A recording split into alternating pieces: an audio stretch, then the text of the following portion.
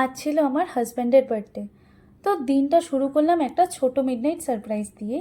এটা আমার সাথে ওর প্রথম birthday celebration. Happy birthday, happy birthday to you. আমরা দুজনে মিলে কেক কাটিংও করে নিলাম। তো শুভ সকাল বন্ধুরা, আমি প্রিয়াঙ্কা। আজকে পুরো দিনটা কি করলাম সবটাই তোমাদের সাথে শেয়ার করব। হাজব্যান্ড চেয়েছিল বার্থডেটা একটু সিম্পল আর সেটেল হোক। তারপর আমরা প্রথমেই চলে গেছিলাম মলে শপিং করতে।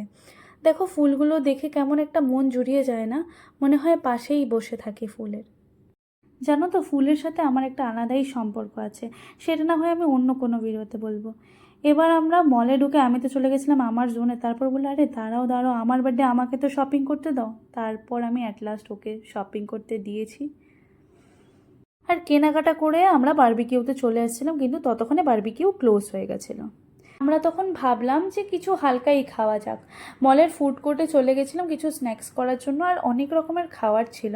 কিন্তু ও খেয়েছিল ওর ফেভারিট বার্গার, আর আমি নিয়ে নিয়েছিলাম ফ্রাইড চিকেন। খাওয়ার পর আমরা চলে গেছিলাম আমার জন্য শপিং করতে অ্যাজ রিটার্ন গিফট। আর আমাদের আসামও যাওয়ার আছে, ওই জন্য আমি শপিংও করে নিলাম। তারপর আমরা মুভি দেখেছিলাম একটা, মুভি হল থেকে বেরিয়ে দেখো আমাদের জগদ্ধাত্রী মায়ের দর্শনও হয়ে গেল। এবার ডিনারের পালা।